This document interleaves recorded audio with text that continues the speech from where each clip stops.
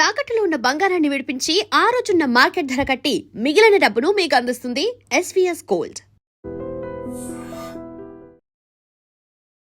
నమస్కారం, welcome to I dream. ధర్మ మార్గం విత్ విజిత కార్యక్రమానికి స్వాగతం.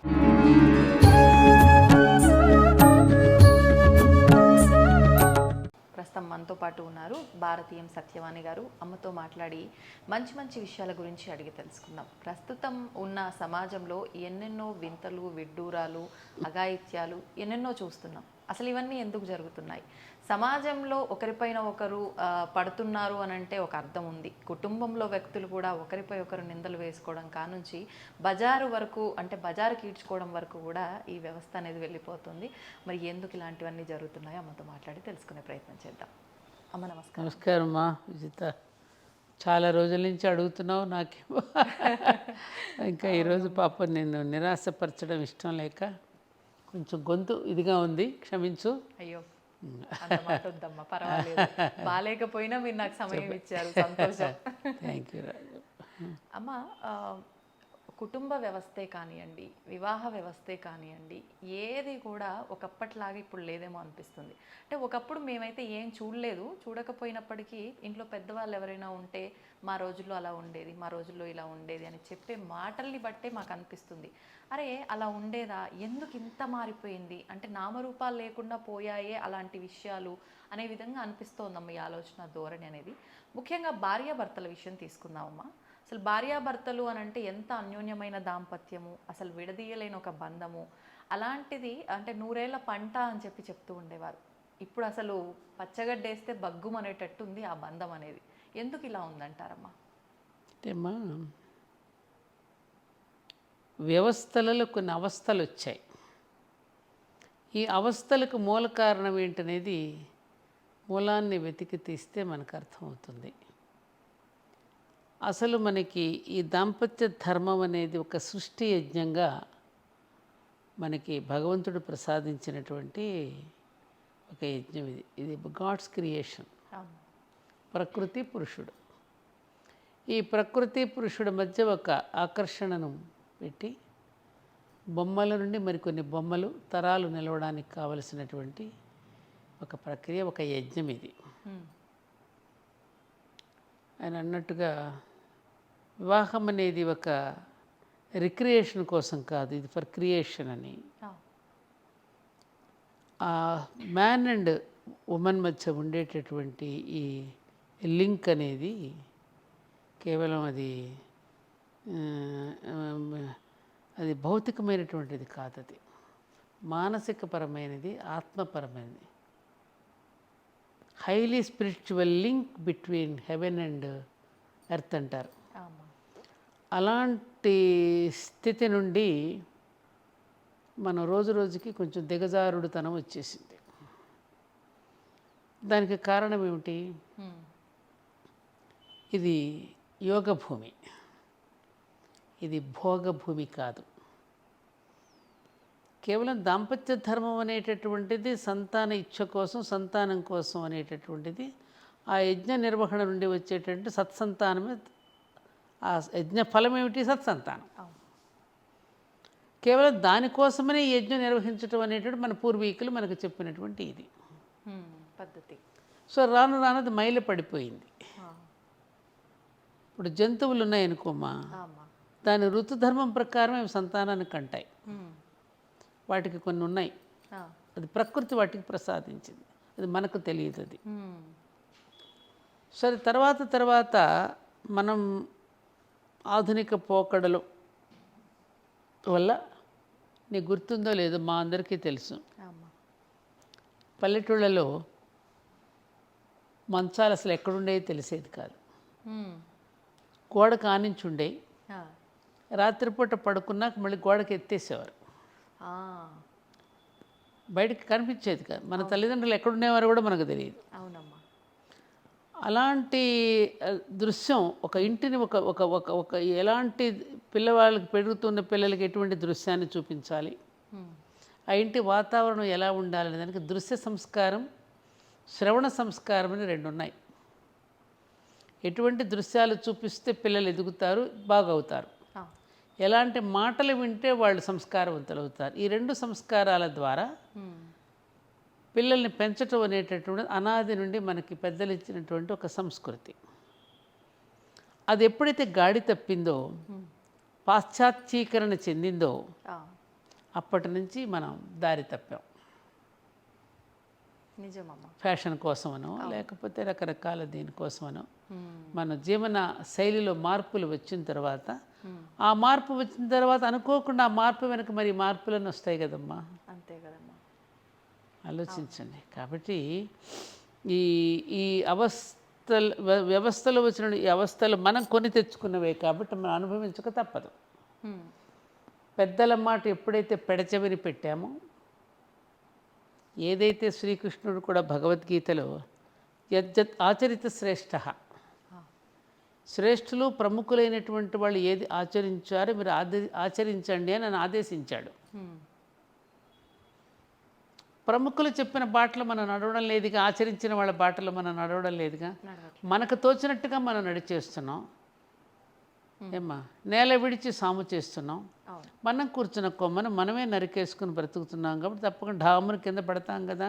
ఇప్పుడు అలా ఢామును కింద పడి గాయాలు అయిపోయిన తర్వాత లబోదిబోమని ఏడుస్తున్నాం. అలాంటి జీవన విధానమే ఇవాళ వైవాహిక జీవితాలు, దాంపత్య ధర్మం బీటలు వారడానికి కారణం. ఇవన్నీ ఎవరో చేసింది కాదు, మనకి మనంగా చేసుకున్నదే. అంటే ప్రతి దేశంలో కూడా వాళ్ళ దేశం యొక్క సంప్రదాయాన్ని కొనసాగించుకుంటారు. మనం మాత్రం మనది వదిలేసి వేరే దాన్ని అద్దెకు తెచ్చుకోవటం లేకపోతే వేరే దాన్ని అనుసరించడం అనేది ఒక బలహీనత భారతీయుల్లో బాగా నాటుకుపోయింది. దాన్ని నాటుకుపోవడానికి కూడా కారణం ఏమిటి? ఎంతోమంది పరిపాలించారు ఈ దేశాన్ని, దాడులు చేశారు. ఏమా తెలిసిందే కదా మీకు. ఆ చేసినప్పుడు ఏంటంటే తరతరాల నుంచి మనలో కొన్ని భ్రమలను కలిగించారు వాళ్ళు. ఎటువంటి భ్రమలమ్మా? మన పురాణాలు, మన ఇతిహాసాలు, మన వేదాలు, మన జీవన విధానం ఇదంతా బుల్షిట్. ఇవన్నీ అబద్ధపు రాతలు, అబద్ధాల కోతలు అన్నట్టుగా వాళ్ళు మాట్లాడేస్తే మీ రాముడు అట్లా, మీ సీత ఇట్లా, మన గ్రంథాలను కూడా ఇంటర్ప్రిటేషన్స్లో మార్చేసి రాశారు వాళ్ళు. అసలు సత్యాన్ని దాచేసి వాళ్ళ సొంత వాక్యాలు అందులో ప్రక్షిప్తాలు చేర్చి మార్చినటువంటి పాఠాలే మనకు చెప్పి దానిలో అందరికీ ఒక సందేహం వచ్చేటట్టు చేసి, అవునా కృష్ణుడు అలాంటి వాడా, ఓ రాముడు ఇలాంటి వాడా, అది రాముడు అలాంటప్పుడు దేవుడు ఎలా అవుతాడు, ఇట్లాంటి క్వశ్చన్స్ మనకు వచ్చి మనలో మనకి భ్రమలు కలిగించేటట్టు చేశారు. అది వాళ్ళే రాశారు పుస్తకాల్లో. భారతీయుల్ని ఎలా జయించాలో తెలియక మేము ఎటువంటివి ప్రవేశపెట్టామని బేబింగ్టన్ మెకాలే లాంటి వాడు కూడా చెప్పేశాడు కదా పార్లమెంట్లో. భారతీయులంతా విలువలతో జీవిస్తూ ఉంటారు. ఆ విలువలతో జీవించే వాళ్ళని జయించడం చాలా కష్టం కదా. మరి వాళ్ళని జయించాలంటే ఎలాంటి బలహీనతలు వాళ్ళలో చేర్చాలని నేను ప్లాన్ చేశాను. ప్లాన్ చేసి వాళ్ళకి వాళ్ళ సంస్కృత భాషను దూరం చేసేసాను. వాళ్ళకి వాళ్ళ శతక పద్యాలు లేకుండా చేశాను. వాళ్ళ నైతిక శాస్త్రాన్ని తీసి పారేశాను పాఠశాలల నుంచి. మన విధానాన్ని ప్రవేశపెట్టేశాను. అమ్మకు బదులు మమ్మీని చేసేసాను. అంతే కదా. మమ్మీ అంటే జీవోత్సవం, అమ్మలను జీవోత్సవాలను చేసేసాను. డాడ్ చచ్చిపోయాడు. అలాగే గురువులు కూడా అంతే. అన్ని చోట్ల నేను ఏదైతే చేశానో, ఏది ఇంజెక్ట్ చేశానో భారతీయుల మెదడులో అది కొనసాగుతూ వస్తాను. నేను జయించానన్నాడు. అదేమన్నా మనం మార్చుకున్నామా అమ్మ? మార్చుకున్నావా? మార్చుకునే ప్రయత్నం చేశామా? లేదు. వాడు వెళ్ళిపోయిన తర్వాత ఆ కళంకాన్ని ఏమైనా తుడిచిపెట్టుకున్నామా? మన 26వ తారీఖున గణతంత్ర దినోత్సవం వస్తే నాకు ఎందుకునే వెళ్ళి జెండా కూడా ఎగరేయాలని అనిపించలే. నాకు బాధేసింది. ఆకాసేపు భారత్ మాతాకి జై అంటాం కదా, ఫార్మాలిటీగా ఏదో ఒక క్రతువును ఒక తంతులాగా చేసేస్తున్నాను తప్ప. మరి ఆ తర్వాత స్వాతంత్రం వచ్చి 77 సంవత్సరాలు అయ్యింది. మరి అప్పుడున్నటువంటి ఎజెండా ఏమైపోయింది? ఆ ఎజెండా ఒక్కటే అందరం కనుక అనుసరిస్తే బాగుండేది కదా. మరి ఇన్ని జెండాలు ఎందుకు వచ్చాయి మనకి? ఇన్ని జెండాలు ఎందుకు? ఆ ఒక్క ఎజెండానే అందరికీ ఉన్నప్పుడు ఎక్కడొచ్చింది మార్పు? మనలోనే ఐకమత్యం లేదు కాబట్టి ఐకమత్యం లేకపోవడమే కదా, మన ఆలోచన విధానంలో ధర్మం వెంటపడిన ఈ జాతి ధనం వెంటపడింది. అవును. ధర్మానికి శిరసు వంచిన ఈ జాతి ధనానికి పాదాలెత్తుతోంది ఇప్పుడు. త్యాగానికి పరాకాష్ఠగా నిలబడిన ఆనాటి భారతీయుడు ఈనాడు స్వార్థానికి పతాక ఈ అంచున నిలబడి ఉన్నాడు. అవునా కాదా? ఏమ్మా? వాస్తవం అమ్మా. ఇది ఇది ఇది మనం తెలుసుకోకుండా ఇప్పటికీ మనం చూస్తున్నాం. ఎన్ని మాటలు మనం చెప్పుకున్నా, పైకి ఎన్ని సభలు సమావేశాలు పెట్టి, ఆ సభలు సమావేశాలు కూడా లక్షలు ఖర్చు పెడుతున్నాం మనం. ఆ పోడియం ఖర్చే బొచ్చుడు ఉంటుంది, ఆ పుస్తక పూలు, డెకరేషన్స్, ఇవన్నీ. అసలు ఏమిటి అక్కడ ఏం అందిస్తున్నాం జాతికి మనం, పిల్లలకి? ఎందుకంటే నేను పిల్లల గురించి నా ప్రయాణం అంతా పిల్లలతోనే. మీకు తెలుసు, నేను స్కూల్స్, కాలేజెస్, పిల్లలు. అసలు పిల్లవాడికి ఏం అందిస్తున్నాం? మొన్న నేను ఏదో ఒక వసంత పంచమి రోజున పిల్లల దగ్గరికి వెళ్ళి మాట్లాడితే ఒక్కొక్క విషయాన్ని వాళ్ళకి చెప్తుంటే ఎంత ఆసక్తిగా వింటూ, వాళ్ళు 3-4 సంవత్సరాల పిల్లలు కూడా, 1, 2, 3 తరగతి పిల్లలు కూడా ఎంత ఆస్వాదిస్తూ వాళ్ళకి మెతిపి. ఇప్పుడు పిల్లవాడికి నువ్వు చారన్నం పెట్టేటప్పుడు ముందు అన్నాన్ని భక్తిగా మెతికి కాస్త నెయ్యి వేసి, చారు వేసి, గుజ్జు చేసి, గోరుముద్దలు తినిపిస్తావు కదమ్మా. ఎందుకని? వాడికి అలా అయితేనే వాడు తినగలుగుతాడు, జీర్ణం అవుతుంది. అలాగే మేధావులైనటువంటి వాళ్ళు జాతికి ఎప్పటికప్పుడు మెతిపి పెట్టాల్సిన కర్తవ్య మేధావులకు ఉందా లేదా? ఉంది.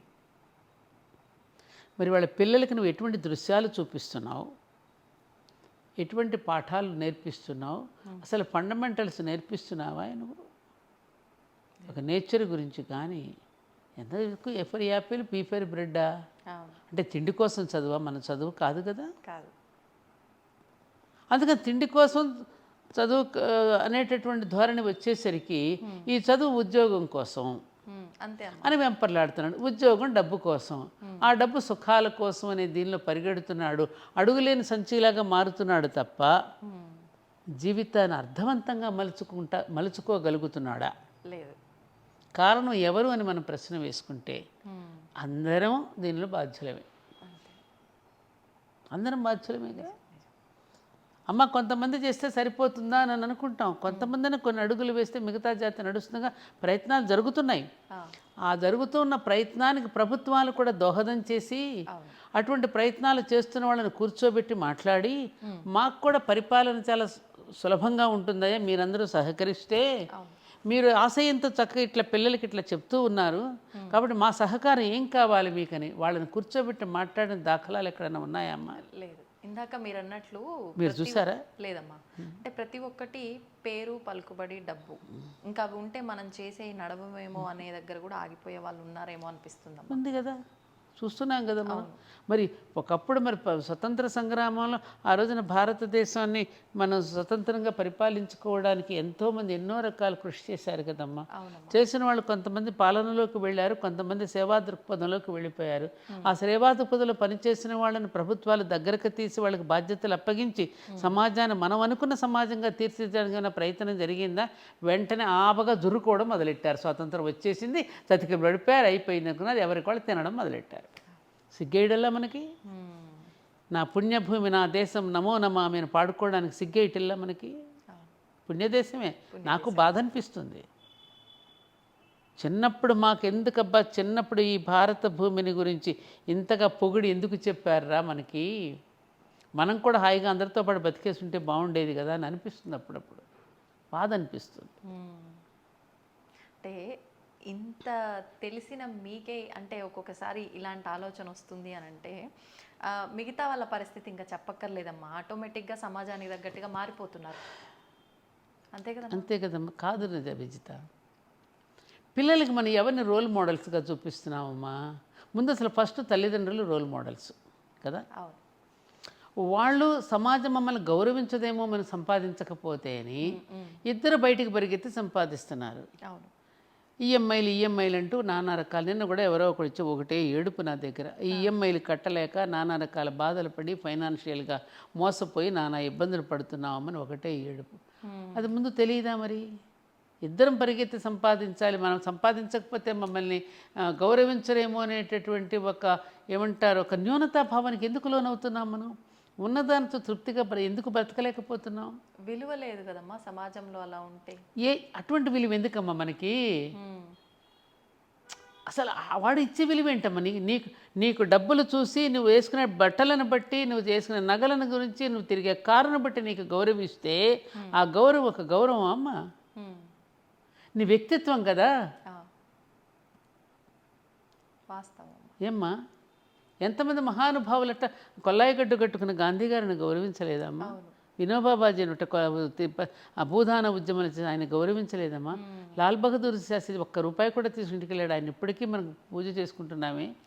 మన వ్యక్తిత్వం అమ్మా. నువ్వు గౌరవిస్తే ఎంత, నువ్వు గౌరవించకపోతే ఎట్లా? ఈశ్వర్ చంద్ర విద్యాసాగర్ పేరు వినే ఉంటావు కదా. ఆయన కూడా ఇట్లాగే పాపం కూలి మోసాడు, ఆయన పెట్టెలు మోసాడు ఆయన కూలివాడికి. ఆయన ఒక రోజున ఇట్లాగ ఒక షావుకారు భోజనానికి పిలిస్తే ఆయన మంచి బట్టలు వేసుకురాలేదని భోజనం నుంచి పంపించేశారు బయట. ఎవరు పొమ్మన్నాడు. ఓహో, నేను సరిగ్గా ఇలాంటి బట్టలు వేసుకోలేదు కాబట్టి నన్ను గౌరవించలేదా అని ఎక్కడో ఒక అద్దెకి తీసుకుని ఒక కోటు బూటు తెచ్చుకుని కూర్చున్నట్ట భోజనానికి. కూర్చొని భోజనం చేస్తే అప్పుడు రానిచ్చారు. వెళ్ళి ఆయన ఏం చేస్తున్నారు, విస్తర్లో అన్నం వడ్డించిన తర్వాత ఆ భోజనాన్ని బూటుకు చూపిస్తూ, బూటు నువ్వు తిను, కోటు నువ్వు తిను, కోటుకు తిని పెడుతున్నట్టు అన్నం. ఆ పిలిచిన యజమాని వచ్చి, సార్ ఏంటి? అవునయ్యా, మరి ఈ సూటుని బూటుని చూసే కదా మీరు గౌరవించారు, అందుకని సూటుకి బూటుకి అన్నం పెడుతున్నా, నన్ను కాదు కదా మీరు గౌరవించింది. సిగ్గుపడ్డాట. అలా బుద్ధి చెప్పడం కూడా రావాలేమో అమ్మ, పరిస్థితి రావాలిగా మరి, రావాలి కదమ్మా. ఆ గౌరవం ఎంతసేపు నిలుస్తుంది నీకు? ఈ గౌరవించిన వాడే రేపు వెనకమాల నిన్ను తిట్టుకుంటాడుగా. అంతేగా కదమ్మా. అది ఆ కృత్రిమమైనటువంటి ఆ గౌరవం పొందడం కోసం మనం ఎందుకు తప్పు చేయాలి? మళ్ళీ చేసిన తప్పుకు మళ్ళీ ఎంత శిక్ష అనుభవించాలి మనం? ఆ కర్మను మళ్ళీ మనం అనుభవించాలి కదా. అంటే ఎవరు ఈ కర్మ అనేది ఉంది అనేది నమ్మట్లేరమ్మా. ఆ తర్వాత సంగతి తర్వాత ఇలా ఉంటే తర్వాత చూసుకుందాంలే, వచ్చినప్పుడు అది ఎత్తుకుంటాడు. ఎవరు చూశాడు కర్మను అనుభవించి వచ్చే ఎవడైనా చెప్పాడు? చెప్పుకోలేక ఏడుస్తున్నారు. ఎందుకమ్మా ఇవాళ సంపాదించుకున్న పిల్లలు చాలరామా? ఆ పిల్లలే మనకు శత్రువులుగా మారుతారు. ఆ పిల్లలే వ్యసనాలు బారిపడతారు. ఆ పిల్లలే నువ్వు సంపాదించిన సంపద నాశనం చేసి వాళ్ళు చెడిపోయి నిన్ను వీధిన పడేసినప్పుడు ఏమవుతుంది? అప్పుడు చూస్తున్నాం కదమ్మా అలాంటివన్నీ. వాళ్ళు చూస్తున్నాం. చిన్నప్పటి నుంచే మనం రకరకాల కారుల్లో వాళ్ళని స్కూల్స్కి పంపించేస్తున్నాం. వాళ్ళకి కావలసినవన్నీ ఇచ్చేస్తున్నాం మనం. వాడికి ఇంకేంటో తెలియడం లేదు. వాడికి ఇంకేం కావాలో వాడికి తెలియదు. ఇంకేదో కావాలి ఆ మత్తులో పడిపోయి ఏదో ఒక సుఖానుభవం కోసం వాడు అరువులు చేస్తున్నాడు కదా. కాబట్టి ఇవన్నీ మనం తెచ్చుకున్నవే. నువ్వు అన్నట్టు వివాహం అనే అక్కడే అనుకుంటాం మొదలై మనకి ఇలా వచ్చాం. ఒకరికొకరు అర్థం ప్రతి ఒక్కరికి ఉంటుంది. అది ఎవరూ తక్కువ కాదు ఈ విషయంలో. ఎందుకంటే మనకి వివాహాలు అనేక రకాలు ఉన్నాయి. స్వయంవరం దగ్గర నుంచి మనం ఎన్నో చూసుకున్నాం. పెద్దలు నిర్ణయించిన వివాహాలు, అరేంజ్డ్ మ్యారేజెస్. తల్లిదండ్రులు పిల్లల యొక్క భవిష్యత్తును కోరుకుంటారు కాబట్టి కొన్ని ఎంక్వైరీ చేస్తారు. కొంతమంది ఎంక్వైరీ చేసుకుంటారు. కొంతమంది పెద్దవాళ్ళ మాటలు నమ్మి చేస్తారు. జరుగుతూ ఉంటాయి ఇలాంటి. అలా జరిగిన తర్వాత కూడా కాపురాలు అలా నిలబెట్టుకుని కష్టాన్ని, దుఃఖాన్ని, అలాగే ఆనందాన్ని అన్నిటినీ సమానంగా అధిగమించి కాపురాలు నిలబెట్టుకునే వాళ్ళు కొల్లల మంది ఉన్నారు. అది మన ఇండియా యొక్క గొప్పతనం. ఆ ఓర్పు, ఆ నేర్పు, ఆ శృతి కలుపుకుని ఒడుపుగా జీవించటం అనేటటువంటిది. ఏమీ చదువుకోకపోయినా, అక్షర జ్ఞానం లేకపోయినా మహిళలందరూ ఆ విధంగా జరుపుకుంటూనే వచ్చారు. కాదంటావా? నీ అమ్మమ్మ, నాన్నమ్మ వాళ్ళందరినీ ఒకసారి అడిగి చూడు. వాళ్ళు కష్టాలు పడలేదా? పడ్డారు. ఏమ్మా, ఆ కష్టాన్ని ఎప్పుడైనా కష్టం అని చెప్పుకున్నారా వాళ్ళు? అరే నా బిడ్డల కోసం అండి ఇది, ఎవరి కోసం పడ్డా నేను ఇది అని అంటారు తప్ప మేము కష్టాలు పడ్డామని చెప్పుకోరేవాళ్ళు. నన్ను కాకపోతే ఆయన ఇంకెవరిని అంటారండి? భార్యాభర్తలు ఇద్దరు దెబ్బలాట్లు మధ్యవర్తి ఎవరైనా పెడితే ఏంటండి నా భార్య మీ ఇద్దరం మాట్లాడుకుంటున్నాం, మీకెందుకు మధ్యలో మీరు బొండి అంటారు. మనం సిగ్గుపడాలి. అలా జరిగాయా లేదా? మరి ఇప్పుడు ఎందుకు ఆ ఓర్పు ఇది పోతోంది? మనసులు పెనవేసుకునేటప్పుడు శరీరాలు పెనవేసుకోవడానికి మనసులు పెనవేసుకోవడానికి చాలా తేడా ఉంది. ఇప్పుడు జరుగుతున్నది మీరు రెండవది కాసేపు అయిపోతుంది. అదే అందుకని ఒకరినొకరు అర్థం చేసుకుని ఒకరి కష్టంలో ఒకళ్ళు. ఇప్పుడు మనకు అరుంధతి నక్షత్రం ఎందుకు చూపిస్తున్నారు? నేను అందుకే ధర్మపురి క్షేత్రం అరుంధతి ఆలయం కట్టిస్తున్నాను. అందుకే. అవునమ్మా. ఎందుకనంటే అక్కడ చూపిస్తారు, ఎప్పుడో పెళ్ళిళ్ళు అవుతున్నాయి, ఎక్కడో చూస్తారు, వాడికి కనపడదు, చూపించేవాడికి కనపడదు, చూసేవాడికి కనపడదు, ఆవిడ ఎవరో కూడా తెలియదు. అందుకని ప్రతి ఒక్కరు వివాహం చేసుకోముందు, చేసుకున్న తర్వాత మన దగ్గరికి వస్తే మనమే వాళ్ళకి బట్టలు పెట్టి కూర్చోమ్మా, నువ్వు పెళ్లి చేసుకోబోతున్నావు తల్లి, చేసుకున్నావు, లేకపోతే ఇదిగో ఇలా ఉండాలి, ఇది అరుంధతి చేసిన గొప్పతనం అని ఆవిడ గురించి, ఆవిడ చరిత్ర గురించి చెప్పి వాళ్ళకి కాస్త ప్రచోదనం చేయాలని ఒక కౌన్సిలింగ్ సెంటర్లో ఉండాలని నేను ప్రారంభం చేశాను. మంచి ఆలోచన మొదలైందమ్మా. అయింది, త్వరలోనే అయిపోతుంది. ఈ ఎండింగ్ లోపే మీరు అందరూ రావచ్చు. తప్పకుండా అమ్మా. ఎందుకనంటే అమ్మా, అందుకనే మనకి నామాల్లో లక్ష్మీనారాయణాభ్యాం నమః, ఉమామహేశ్వరాభ్యాం నమః, వాణీ హిరణ్యగర్భాభ్యాం నమః, శచీపురందరాభ్యాం నమః, అరుంధతి వశిష్ఠాభ్యాం నమః. ఈ దంపతులన్నీ కూడా ఆదర్శ దంపతుల లిస్టు వీరికి కూడా వస్తుంది. ఆదర్శ ముని దంపతులు వీళ్ళు కదా. అది ఎందుకది ఆయనకి ధైర్యం ఇచ్చింది. ఆయన ఒడ్డును చేర్చి ఆయనకి నేనున్నాననే ధైర్యం. అలాగే ప్రతి భార్య ప్రతి భర్త కూడా భార్యకు భరోసా భర్త, భర్తకు భరోసా భార్య ఇచ్చి మీ కష్టంలో నేను పాలు పంచుకుంటానండి అని. ఎంతమంది వ్యాపారంలో ఇబ్బందులు పడుతుంటే భార్యలు వాళ్ళ నగలిచ్చి వాళ్ళ మాంగళ్యంతో సహా ఇచ్చి ఎంతమంది నిలబెట్టలేదమ్మా? ఏం తల్లి, అలా బ్రతకలేదా మనందరం? అలా వాళ్ళకి అది తెలియకపోవడం వల్ల. ఒకటి ఏంటంటే విజిత, ఇప్పుడున్నటువంటి స్టడీస్లో ఈ సాఫ్ట్వేర్ వచ్చిన తర్వాత ఎంతవరకు ఆ ఆధునిక టెక్నాలజీ వైపే దృష్టి పెడుతున్నారు తప్ప ఆ టెక్నాలజీ కంటే గొప్ప శాస్త్రీయత మన జీవన విధానంలో మనకు ఉన్నదనేది ఇప్పుడు పిల్లలకి చెప్పకపోవడం వల్ల, ఆ వివాహం చేసుకోవడానికి తగిన అర్హతను వాళ్ళు పొందలేకపోవడం వల్ల జరుగుతుంది. ఇప్పుడు మాకు 19 సంవత్సరాల వయసులో మేము అత్తవారింటికి వచ్చాము. పూర్తిగా వాతావరణం భిన్నంగా ఉంటుంది, స్వభావాలు భిన్నంగా ఉంటాయి. అక్కడ ఒక రకంగా పెరిగి వచ్చాం, ఇక్కడికి వచ్చిన తర్వాత వాతావరణం వేరుగా ఉంటుంది. అక్కడదేమో ప్రేమ, ఇక్కడికి వచ్చాక బాధ్యతలను మన భుజస్కంధాల మీద వేసుకునేటప్పుడు కొంత బరువు ఉంటుంది. ఆ బరువుని ఎలా మొయ్యాలో ఎలా చేయాలనే దానికి మన అమ్మమ్మలు, నాన్నమ్మలు, మేనత్తలు, మేనమామలు ఎవరో ఒకళ్ళు కూర్చోబెట్టి వెన్ను తట్టి చెప్పేవారు. మేము కూడా కాపురానికి కొత్తగా వచ్చినప్పుడు ఇలాగే ఉండేదమ్మా, కొంచెం ఓపిక పెట్టి ఒరుగళ్ళు పట్టడం జరుగుతుంది అని చెప్పి, భూదేవికి ఎలాంటి ఓర్పు ఉన్నదో దానిని చెప్పి ఆ కథలు, ఆ ఎగ్జాంపుల్స్ చెప్పి కాపురాలు నిలబెట్టారు. లేకపోతే మేము పోయేవాళ్ళం ఆ రోజుల్లో. చెప్పకపోతే అమ్మా, నేను చెప్పేది ఏంటంటే, ఆ రకంగా పెద్దవాళ్ళు మాకు ఆ మాటలు చెప్పకపోతే మా జీవితాలు కూడా అంతే కదా. ఆహారపు అలవాట్లు వేరుగా ఉంటాయి, మన అమ్మ ఇంట్లో తినే మన వంటలు వేరుగా ఉంటాయి. అత్తగారింట్లోకి వచ్చి వాళ్ళ అలవాట్ల ప్రకారం వాళ్ళ భోజన పద్ధతులు వాటన్నింటిని లింక్ చేసుకుని అలవాటు పట్టడానికి టైం పడుతుంది కదా. ఇప్పుడు తులసి మొక్క ఉంది అక్కడ, ఆ తులసి మొక్కను అక్కడ నుంచి తీసి నువ్వు కుండీలో పెడతావు. ఆ కుండీలో పెట్టిన తర్వాత అది అప్పుడు వడిలిపోయి ఉంటుంది. ఆ రోజు ఒక 2-3 రోజులకు చక్కగా నిలబడుతుంది. మనం కూడా అంతే, అక్కడ తీసిన మొక్కను తెచ్చి మళ్ళీ ఇక్కడ నాటినప్పుడు ఆ చుట్టూ వాతావరణానికి అలవాటు పడి నిలబడడానికి కొంత టైం పడుతుంది. కానీ ఆ టైం వరకు మనం కనుక కొంచెం ఓర్పు పడితే నిలబడిపోగలగదు. కానీ ఆ టైం మనం టైం తీసుకునే అంత అవకాశం మనకు ఆ ఓర్పు లేదుగా. ఓర్పు లేదు, అంత సమయము ఇవ్వడం లేదు. తొందరగా అయిపోవాలి, అదే చెప్తున్నాగా. ఇప్పుడు పిల్లలకి నువ్వు ఇన్స్టెంట్గా కావాల్సింది నువ్వు ఇచ్చేస్తున్నావు. అది సంపాదించుకోవడంలో ఆనందాన్ని, ఆ వస్తువు కొనుక్కోవడానికి సంపాదించుకోవాల్సిన ఆనందాన్ని నువ్వు వాడికి అసలు ఇవ్వడం లేదు. అంటే నేనే కష్టాలు పడ్డా, నా పిల్లలకి కష్టం తెలియకుండా అదే అక్కడ ఆ డైలాగ్ వదిలిపెట్టాలి పేరెంట్స్. నేను కష్టపడ్డాను కాబట్టి నా పిల్లలు కష్టపడకుండా పెరగాలనేది చాలా చాలా చాలా తప్పు. విదేశీయులు అలా పెంచరు. విదేశీయులు పిల్లలు చిన్నప్పుడు పెంచుతారు, ఒక్కసారి వదిలేస్తారు, రెక్కలు వస్తే ఎగిరిపోతాడు వాడు. అది వాళ్ళ పెంపకం కరెక్టు. మంచి చెడు చెప్తారు, చిన్నప్పుడు మనకంటే బాగా చూస్తారు, భుజాల మీదే మోస్తారు, ప్రతిదీ చాలా జాగ్రత్తగా చూస్తారు. వాడికి వయసు వచ్చే వరకు చక్కగా వదిలిపెట్టేస్తారు.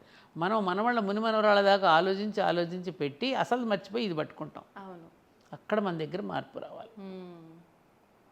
ఇంకా మనవాడికి ఏం గొలుసు చేయించాలి, గడపలు దాటినప్పుడు ఇంకా మనం ఏం పెట్టాలి, ఈ గందరపు గోళ గోలే తప్ప అసలు పెరుగుతున్న వాడికి అసలు ఏమి ఇవ్వాలి, మనం ఏం చెయ్యాలి. అనేటువంటిది ఎక్కడ ఆలోచిస్తున్నాం మనం లేదమ్మా. కదా. మన ఆలోచనలో మార్పు రావాలి, పిల్లవాడిని కష్టపడనివ్వాలి, కష్టం అంటే వాడికి తెలియాలి. అందుకని పిల్లలకి ఆస్తిపాస్తులు ఇవ్వకూడదు, ఇస్తామని చెప్పొద్దు. సంస్కారమైన ఆస్తి మాత్రమే ఇవ్వండి, ఇవ్వమని చెప్పేయండి. ముందే మనకి ఏం ఆస్తి లేదని చెప్పండి. వచ్చిన సంపద నీది కాదమ్మా, ముందు సమాజానికి. ఈ సమాజం మనకి ఇచ్చింది, ఇది మళ్ళీ తిరిగి సమాజానికి పంచిపెట్టాలనే ధోరణి మనలో ఉన్నప్పుడు మన పిల్లలు కూడా బాగుంటారు. నేను ఇంకొక విషయం చెప్తున్నా, పెళ్ళిళ్ళు కూడా మీరు సింపుల్గా తక్కువ ఖర్చుతో చేయండి. నియర్ అండ్ డియర్ని పిలవండి. చాలామంది చెప్పి నీ ద్వారా కూడా చెప్తున్నా, సింపుల్గా చేయండి. పిల్లలకు ముందే చెప్పండి, మీకు ఇప్పుడు మేము కట్న కానుకలు ఇవ్వడంలా, మీరు 10 సంవత్సరాలు చక్కగా గట్టిగా కాపురం చేసిన తర్వాత ఘనంగా మరొక్కసారి అభినందన సభ పెట్టి మిమ్మల్ని చక్క పల్లకీలు ఊరేగింపుగా తీసుకువచ్చి అందరి మధ్య మీకు అభినందించి అప్పుడు బాగా మంచి భోజనాలు పెట్టి చేస్తాం. అప్పుడు మీకు ఇస్తాం అనుకున్న డబ్బు అప్పుడు ఇస్తాం, సగమే. ఆ తర్వాత మళ్ళీ 20 ఏళ్ళు ఏది రజతోత్సవం చేస్తాం కదా, అప్పుడు ఇవ్వండి. 25 ఏళ్ళు గడుస్తాయి కదా. అలా గనక పిల్లలకి మనం భయం పెట్టకపోతే ఫోటోషూట్లు ఖర్చు ఎంత డబ్బున్నా, లెహంగాలకి ఎంత ఖర్చు పెడుతున్నారమ్మా, మంగళ స్నానాలకి ఎంత ఖర్చు పెడుతున్నారు, ఊరు దాటి ఊరు వెళ్ళిపోయి అక్కడ పెళ్ళిళ్ళు చేస్తున్నారు. అసలు చెప్పవలసింది చెప్పరు. అసలు అమ్మ ఇప్పుడు 5 రోజుల పెళ్లి అని అంటే అప్పట్లో కూడా 5 రోజులు పెళ్లి చేసేవారని విన్నాము, బ్రహ్మాండంగా చేసేవారు. మరి ఇప్పుడు హల్దీ అని మీరు అన్నట్లు ఆ పెళ్ళిళ్ళు వేరు. అప్పట్లో ఏం జరిగేవమ్మా? అప్పట్లో 5 రోజుల పెళ్ళిళ్ళు అంటే దూరపు నుంచి బంధువులు వచ్చేవారు కదా, రవాణా సౌకర్యాలు ఇంత లేవు కదమ్మా. అవునమ్మా. నెల రోజుల ముందే వచ్చేసేవారు. అతి దగ్గర మేనమామలు, మేనత, రక్త సంబంధీకులు వచ్చేవారు. అప్పుడు ఇవి లేవు కదా మనకి, ఏమంటారు ఇప్పుడు, ఈవెంట్ మేనేజర్స్ ఎక్కడున్నారు? ఈవెంట్ మేనేజర్స్ బంధువులే కదా, వాళ్ళందరూ రావడం, పిండి వంటలని అన్నాలని చేయడం, ఊర్లో గ్రామంలో ఉన్న వాళ్ళందరూ ఒక్కొక్క రోజు ఒక్కొక్కరి ఇంటికి తీసుకువెళ్ళడం, వాళ్ళు కూడా పెళ్లి కూతురునో పెళ్లి కుమారునో చేయటం, సరదాగా ఆటలు పాటలతో సరస సల్లాపాలతో ఆనందంగా జరుపుకునేవారు ఆ రోజుల్లో పెళ్ళి. ఇట్లా కదా, దాంట్లో ఒక రకమైన ఒక ఆత్మీయత, ఒక ఆదరణ, ఒక రసవత్తరంగా ఉండేవి అవి. ఇట్లా ఇవేమి ఇప్పుడు ఈ కల్చర్ ఏమైపోయిందంటే అన్ని రాష్ట్రాల వాళ్ళవి కలగలుపు చేస్తున్నాం మనం. ఇప్పుడు అవన్నీ కలగలిపి విభిన్నంలో చేసుకోవడంలో తప్పని నేను అనడం లేదు, కానీ వాటిని కొంచెం అర్థవంతంగా చేసుకోండి. దీనివల్ల ఏమవుతుంది, మీరు ఇంత ఖరీదు కలిగిన రిటర్న్ గిఫ్ట్స్ ఇస్తున్నాం మనం. మధ్యతరగతి కుటుంబాలు ఉన్నాయి, మేము అనడం లేదండి, మేము అలా చేయకపోతే మేము అనడం లేదు, ముందే చెప్పేస్తున్నారు. అప్పుడు భర్త మీద ఇప్పుడు ఒత్తిడి పట్టుకొస్తుంది, ఏమండి మరి వాళ్ళు చేయకపోతే మనం చేయకపోతే ఏమనుకుంటారు అని. పాపం వీడు అప్పుల పాలవుతాడు. ఎన్నేళ్ళకి తీరుస్తాడు అప్పు? నిత్యం పెట్టే వాటికే సరిపోతూ ఉంటాయి. ఈ కోరికలు తీర్చడానికి ఎంత? అవును. ఇప్పుడు డైరెక్ట్గా కట్న కానుకలు అడగట్లేదు, కానీ ఈ డిమాండ్స్ అన్నీ ఉన్నాయి కదా. అలా నా చోటే మీరు పెళ్లి చేయాలి, ఇక ఇంత ఖర్చు పెట్టాలి, ఇంత ఘనంగా పెళ్లి చేయాలి, మేమేం అడగం కానీ ఘనంగా పెళ్లి చేయాలంటారు. అడగరెందుకు? వాళ్ళకి ముందు వెనకమాల ఏముందో ముందు ఎంక్వైరీ చేసుకుని దిగుతారు, తెలియకుండా చేసుకుంటారు. ఏంటి అలా ఏం లేదు. అలా అమ్మాయిలు అలాగే ఉన్నారు, అమ్మాయిలు కూడా అలాగే ఉన్నారు. అంటే అమ్మాయిలు అలా ఉండడం తప్పని నేను అంట్లా. ఇప్పుడు శక్తి సామర్థ్యాన్ని అవతల యొక్క దీనిని చూసి చేసుకోవటం అనేది కరెక్టే. నీ సెలక్షన్తో నువ్వు చేసుకున్నా కూడా నిలబట్టలేదే. నువ్వే సెలెక్ట్ చేసుకుంటున్నావు, ఫలానా వాడిని వివాహం చేసుకుంటానని అట్లా చేసుకున్నా కూడా నిలవడం లేదుగా. తల్లిదండ్రులు నిర్ణయించిన పెళ్ళిళ్ళు నిలవడలేదు, నీకు నువ్వు సెలెక్ట్ చేసుకున్నది నిలవడలేదు, అబ్బాయి కానీ అమ్మాయి కానీ. మరి ఎందుకని ఇక్కడ ఎందుకు తేడా వస్తుంది? ఈ గోస అంతే కదమ్మా. ఈగో ఒకటి. అంటే పెళ్ళి వరకు ఒకరితో ఒకరు ఉండే విధానం వేరు, పెళ్ళి అయిన తర్వాత ఇంకా అంటే ఇప్పుడున్న ఆడపిల్లల పరిస్థితి ఏంటి అని అంటే, మొన్నటి వరకు చూపించిన ప్రేమ ఇప్పుడు నాతో చూపించట్లేదు, లేకపోతే మొన్నటి వరకు ఒక గౌరవము, రెస్పెక్ట్, కేరింగ్ ఉండేది, ఒక్కసారి తాళే ఎప్పుడైతే కట్టాడో అప్పటి నుంచి అవన్నీ కనిపించట్లేదు, అప్పుడున్నలా ఇప్పుడు లేడు అనేది ఒక కంపేర్ చేసుకోవడం, ఇప్పుడు కంపేర్ చేసుకోవడం ఎక్కువైపోయిందమ్మా. దీనివల్ల అంటే పెళ్ళయ్యే వరకు నన్ను మోసం చేసిండు పెళ్లి చేసుకునేదాకా, పెళ్ళైన తర్వాత నాకు ఆ ప్రేమ వివాహాల్లో జరుగుతున్నాయి, ప్రేమ వివాహాల్లో జరుగుతున్నాయి. అంటే నేను చేసుకుందే ఇలాంటి మనిషి కదా నాకు కావాలి అని చెప్పి ఆ విధానాలన్నీ చూసి. అది ఎప్పుడు ఎలా ఉంటుందమ్మా? ఇప్పుడు ఇక ప్రేమ చేసుకున్నాడు కదా నీకు ఎప్పుడు నీ ఎదురుగుండానే కూర్చుంటాడా? బాధ్యతలు ఉన్నాయి కదా, బాధ్యతలు ఉన్నాయి కదా, ఆ బాధ్యత నిర్వర్తించడమే ప్రేమ అనేది ఏ రూపంలో ఉంటుంది? ఎప్పుడు నీ ఎదురుగా కూర్చొని మాట్లాడితేనే ప్రేమ కాదు కదా. కదమ్మా, ఇద్దరు కలిసి ఒకరికొకరు అర్థం చేసుకుని కొనసాగించడం కదా ప్రేమ. ఎల్లప్పుడు భార్యాభర్త ఎదురుగా కూర్చుంటే నడిచేది ఎలా? అది ఉండదు కదా. అది అర్థం చేసుకోవాలి అమ్మాయి కానీ అబ్బాయి కానీ. కానీ అది ఒక ఎర్రవాగు లాంటి స్థితి అమ్మా. పెళ్ళైన కొత్తల్లో ఉండే ఆ మోజు నెమ్మదిగా పిల్లలు పుట్టినాక తగ్గుతుంది. ఇద్దరు కాన్సన్ట్రేషన్ బిడ్డల మీద పెరుగుతుంది. ఎప్పుడైతే బిడ్డల మీద పెరుగుతూ ఉంటుందో బాధ్యతలోకి వెళ్ళిపోయిందని ఇవేవి గుర్తురావు. ఇప్పుడు పిల్లలు కూడా వద్దనుకుంటున్నారు కదా. పిల్లలు వద్దనుకుంటున్నారు. పిల్లల్ని పెంచడము ఇష్టపట్టలేదు, పిల్లలకి పాలు ఇవ్వడము ఇష్టపట్టలేదు. ఆ అటాచ్మెంట్ అనేది లేకపోవటం వల్ల డిటాచ్మెంట్ పెరుగుతుంది. పరస్పర అనురాగాలు, పరస్పర అనుబంధాలు ఎప్పుడైతే దూరం అయిపోతావో ఇవన్నీ వస్తాయమ్మా. కానీ కృతకమైనటువంటి వాతావరణం, కృత్రిమమైనటువంటి ప్రేమ అనురాగాలు ఉన్నారు తప్ప ఆ నిజమైనటువంటి హార్దిక సంబంధాలు పోయి ఆర్థిక సంబంధాలు ఎప్పుడైతే వస్తాయో అప్పుడు ఇలాంటి సమస్యలన్నీ వస్తాయి. అమ్మ, ఇంకొకటి కూడా నేను విన్నది ఏంటి అంటే, ప్రతి ఒక్కరు అంటే మూర్ఖంగా మాట్లాడుతున్నారు అనుకోవాలా, లేకపోతే అసలు తెలియక మాట్లాడుతున్నారు అనుకోవాలో తెలీదు. వివాహ వ్యవస్థలు కూడా అంటే ఒక్కొక్క మనం పురాణాల నుంచి తీసుకున్న గాంధర్వ వివాహము అని ఇలా రకరకాల వివాహ వ్యవస్థలు ఉన్నాయి. ఇప్పుడు చూస్తున్న ఈ లివ్ ఇన్ రిలేషన్షిప్ కానివ్వండి, లేదంటే ఈ ప్రేమించి పెళ్లి చేసుకోవడం అనేది అప్పట్లో కూడా అమ్మాయి స్వయంవరం ఇలాంటివి ఉండేది. దాన్ని దీనికి కంపేర్ చేసి అప్పట్లో కూడా అమ్మాయి ఇష్ట ప్రకారంగానే అమ్మాయి 100 మంది మగవాళ్ళని తీసుకొచ్చి పెడితే అమ్మాయి వాళ్ళు ఏదో ఒక పోటీ పెడితే పోటీలో నెగ్గినవాడో లేకపోతే అమ్మాయి చూస్ చేసుకున్నవాడో. మరి ఇప్పుడు మేము చూస్ చేసుకుంటే తప్పేముంది? ఎవరన్నారు? ఇలా పోల్స్తున్నారమ్మా చాలా మంది. ఇది ఎలా తీసుకోవచ్చు అంటారు? చూస్ చేసుకోవడం తప్పని ఎవరంటలేదే. నీ చూసింగ్లో కరెక్ట్గా ఉండాలని చూసా. వాడు జేబు నిండుగా ఉందా, వాడు నన్ను హోటల్కి తీసుకెళ్తున్నాడా లేదా, వాడు నాకు గిఫ్ట్లు ఇస్తున్నాడా లేదా, నువ్వు ఎట్లా చూస్తున్నావు? నీ చూసింగ్ అనేటటువంటి విధానం ఎలాంటి చూసింగ్ ఉంది? ఇప్పుడు ఎవరినైనా పెళ్లి చేసుకుంటే అమ్మ నీకు ఎలాంటి వాడు కావాలంటే నాకు గ్రీన్ కార్డు కావాలి, లేకపోతే అమెరికాలో ఉన్నవాడు కావాలి, లేకపోతే ఇంజనీర్ కావాలి, డాక్టర్ కావాలని అంటారే తప్ప నన్ను అర్థం చేసుకున్నవాడు ఏమ్మా నాకు ఎప్పుడు రక్షణగా నిలబడేవాడు, నన్ను ప్రేమించేవాడు కావాలని ఎవరంటున్నారు? నువ్వెంతవరకు ఒక డాక్టర్గా చూస్తున్నావా, డాక్టర్ మనిషిని చూస్తున్నావా? నువ్వు డాక్టర్ని పెళ్లి చేసుకుంటున్నావా, మనిషిని పెళ్లి చేసుకుంటున్నావా, గ్రీన్ కార్డుని పెళ్లి చేసుకుంటున్నావా? అంటే మన కోరికలలోనే మనకు తెలుస్తోంది కదమ్మా. అందుకని అట్లాంటిది ఉన్నప్పుడు ఆ పైపైన మెరుగులు చూసి నువ్వు ఎప్పుడైతే ప్రేమిస్తావు అది పైపైనే ఉండిపోతుంది.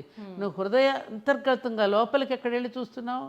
అలాంటి ప్రేమను ఎవరు కాదంటారు? ఇప్పుడు దమయంతి, నల దమయంతులు కానీ మన మన సత్యవతి వీళ్ళని పెళ్లి వివాహాలు కానివ్వండి, మన దుష్యంతుడు శకుంతల వివాహం ఒక హెచ్చరిక చేశారు కదా.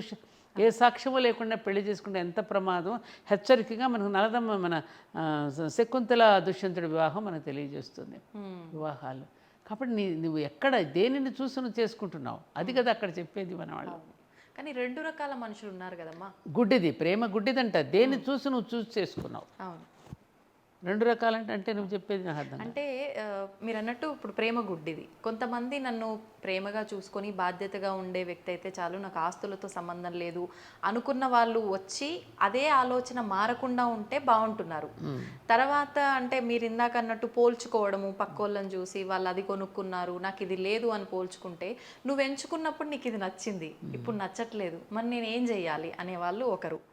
లేదు ముందే నాకు ఈ ప్రేమ ఇవన్నీ నాకేం కడుపు నింపవు, నాకు మంచిగా రిచ్గా ఉండాలి అనేటట్టు చూస్ చేసుకున్న వాళ్ళు. అప్పుడు అది ప్రేమ అవ్వదుగా. అవ్వదు. అది ప్రేమ అవ్వదుగా. అది ప్రేమ ఎలా అవుతుంది? ఆ ప్రేమ అనేటటువంటిది చాలా అద్భుతమైనటువంటి అర్థం ఉంది కదమ్మా. ఇది ప్రేమ ఎలా అవుతుంది? ప్రేమలో త్యాగం ఉంటుందిరా. ఆ త్యాగం ఉంటేనే రియల్ ప్రేమ అవుతుంది కదా. అది లేనప్పుడు అది కేవలం లస్ట్ అంతే. అది తెలుసుకోవాలంతే. ఇప్పుడు నేను చాలామంది నువ్వు చూడు, ఇప్పుడు ఎన్ని చదువుకున్న మనలాంటి వాళ్ళలో ఈ ఆలోచనలు వస్తున్నాయి మీలాంటి.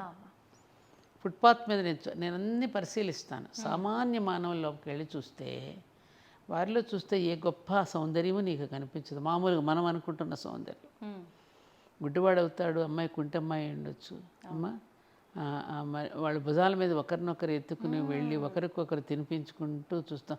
వాళ్ళు ఏ సౌందర్యం చూశారమ్మా? ఆ ప్రేమ ఎక్కడది?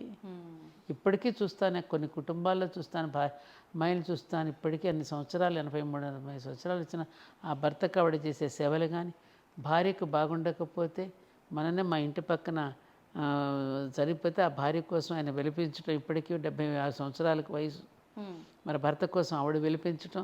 ఏ సౌందర్యం చూసమ్మా ఇది? వాళ్ళు ఆటుపోట్లు ఎదుర్కోలేదా? ఎదుర్కొన్నారు. ఇది తెలియటం లేదమ్మా. జీవనం వేరు, జీవితం వేరు. పాశ్చాత్యులకి వివాహం అంటే 2 జీవితాల కలయిక కాదు. పాశ్చాత్యులకి వివాహం అంటే 2 శరీరాల కలయిక. భారతీయులకి వివాహం అంటే 2 జీవితాల కలయిక. జీవితానికి కలయికకి దీనికి ఎంత తేడా ఉంది? అవును, ఎంత తేడా ఉందమ్మా? చాలా తేడా. అస్థిమశకాంతరం. అవును. అది తెలియక మన వాళ్ళు ఇప్పుడు ఇబ్బందులు పాలయ్యి వాళ్ళ ఇబ్బందులు కొని తెచ్చుకుంటున్నారు. అవును. నిన్ను చదువుకోమని కాలేజీకి పంపించింది దేనికి? నువ్వు విద్యావంతురాలివైతే ఆ కుటుంబం మొత్తం విజ్ఞానవంతంగా అవుతుంది, సంస్కారయుతంగా ఉంటారు. నీకు చదువు తెప్పిస్తున్నావు. నువ్వు చదువు అనేది నేను ఉద్యోగం కోసం కాదు కదా, ఉద్యోగం కోసం కాదు కదా మనం చదువుకునేది, విలువల కోసం. పిల్లల కోసం.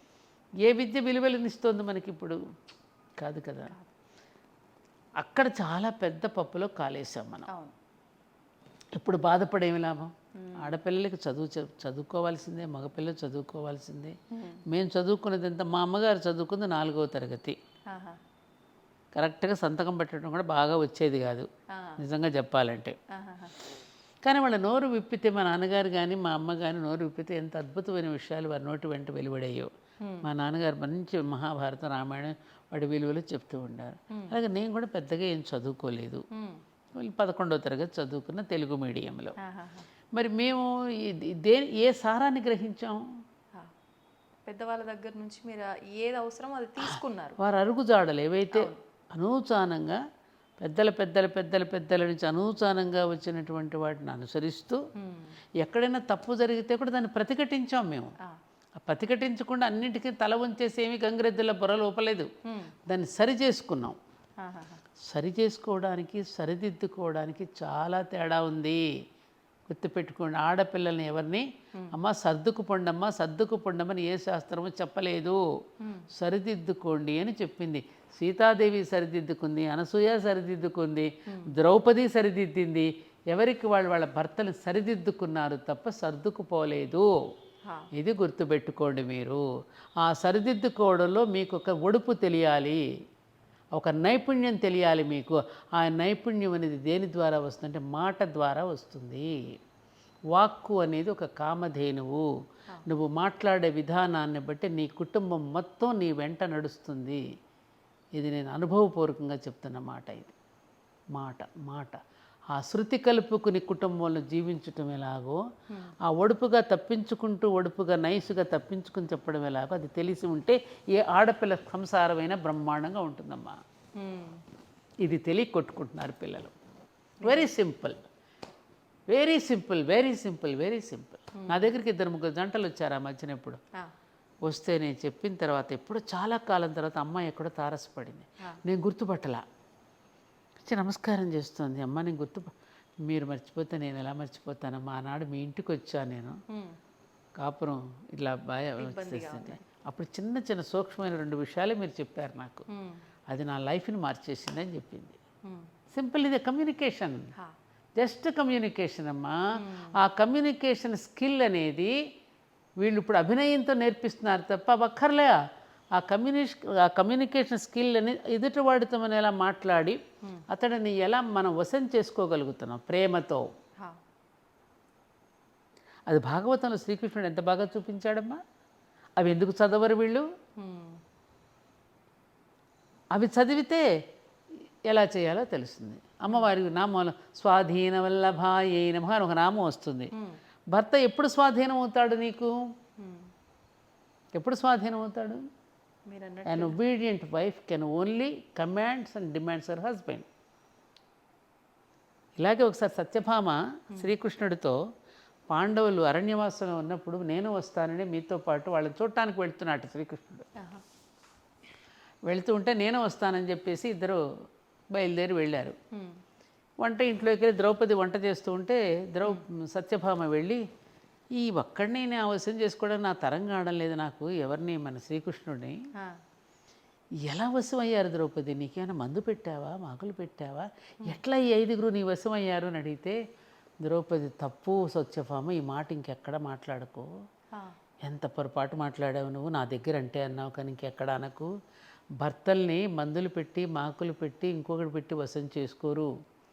ఉదయం లేచిన దగ్గర నుంచి నేను వాళ్ళ బాధ్యతలన్నీ నేను తీసుకుని ఉదయం బ్రేక్ఫాస్ట్ దగ్గర నుంచి రాత్రి డిన్నర్ వరకు వాళ్ళకి అన్నీ నేను అరేంజ్ చేసి వాళ్ళు ఏ బట్టలు వేసుకుంటే బాగుంటుందో వాళ్ళకి కావలసినవన్నీ అరేంజ్ చేసి నేను వాళ్ళని సేవించుకుంటూ ఉంటాను. అట్లా వాళ్ళకి కావలసినవన్నీ అందిస్తూ స్నేహపూర్వకంగా ఉంటాం మేము. అట్లా ఉంటారు తప్ప భర్తలు మనకి ఏదో మందు పెట్టి మాకు పెట్టి వశం చేసుకోరు. ఏది వద్దో అది ఆచరిస్తున్నారు ఇప్పుడు. ఏమ్మా, అందుకని ఇవి ఇవి తెలియాలిగా పిల్లలకి. తెలియాలి. ఏమ్మా, అవునమ్మా. అసలు నువ్వేం చేస్తున్నావు, నువ్వు ఎలాంటి రూపంతో కనిపిస్తున్నావు నీ భర్తకి, ఎలా మాట్లాడుతున్నావు, ఇది ఆలోచించారు ఎప్పుడైనా? అలసిపోయి వచ్చినటువంటి భర్తకి ఆఫీసు నుంచి రాగానే ఒక చక్కని గాజులు వేసుకున్న చేత్తో ఒక కాఫీ కప్ అందించేటటువంటి భార్యలు ఈ ఆధునిక యుగంలో ఎంతమంది ఉన్నారమ్మా? నవ్వుతూ రాగానే అతను అలసట తీరిపోయేటట్టుగా మాట్లాడి పలకరించేవాళ్ళు. రాగానే ముందు ఏం తెచ్చావు, నాకు గిఫ్ట్ తెచ్చావా అని చూస్తున్నారా? అసలు అతను అలసిపోయి వచ్చిన వాడికి సేద తీరేటట్టుగా ఎవరుంటున్నారు? నేను ఈ మధ్యన ఒక మాట కూడా అన్నాను. పాపం వాళ్ళ తప్పు కాదు, ఇప్పుడు ఈ ఉద్యోగాల్లో పడిపోతున్నారుగా భార్యాభర్తలు ఇద్దరు. ల్యాప్ అంటే ఒడి కదా, ఈ ఒళ్ళో ఏముంటుంది, ల్యాప్టాప్ ఉంటుంది. అతని ఒళ్ళోనూ ల్యాప్టాప్ ఉంటుంది, అమ్మాయి ఒళ్ళోనూ ల్యాప్టాప్ ఉండి పనిచేస్తున్నారు వర్క్ ఫ్రమ్ హోమ్లో కూడా. భార్యాభర్తలు ఇద్దరు అనురాగంతో ఆమెను ఒడిలో తలబెట్టుకుని సేద తీరుతాడు, అతని ఒడిలో ఈవిడ సేద తీరుతుంది తలబెట్టుకుని. ఆ ల్యాప్లో వీళ్ళ తలకాయ ఉండాల్సిన బదులు ఈ ల్యాప్ టాప్ ఎప్పుడు వచ్చినా వీళ్ళ టాప్లు వేసిపోతుంది. టాప్లు వేసిపోతుంది వీళ్ళ అరుపులకి, కేకలకి. ఎందుకని? స్ట్రెస్, ఒత్తిడి మొత్తం ఇదంతా దానిలో ఉన్న రేడియేషన్ అంతా బాడీ మీద పడిపోతుంది. పిల్లలు సరిగ్గా పుట్టటల్లా, అవయవాలు సరిగ్గా లేని పిల్లలు పుడుతున్నారు, ఆటిజం పెరిగిపోతుంది, డాక్టర్స్ హెచ్చరిస్తున్నారు. మరి ఆడు కనిపెట్టేవాడు అన్నీ ముందే మనకి హెచ్చరికతోనే పెట్టాడు. ల్యాప్టాప్ నీ టాప్లు వేసిపోద్ది ఇది ఒళ్ళో పెట్టుకుంటే అని. ఏమ్మా, అంతే. టీవీ అండ్ దూరదర్శన్, నువ్వు ఇంత దూరంగా ఉంటే అంత మంచిది, దూరంగా ఉండు సుమన్ పెట్టడమే దూరదర్శన్ అన్నాడు. దానికి దగ్గర అయిపోయావు, ఎడిక్ట్ అయిపోయావా లేదా? ఇవన్నీ ఎందుకు చెప్తున్నానంటే అమ్మా, నేను ఒక మాట అంటాను సుజిత, నువ్వు ఎటు అంటే నేను ఏదో చెప్పేస్తున్నట్టున్నాను. సరదాగా ఉంది మన ఇద్దరు సంభాషణ.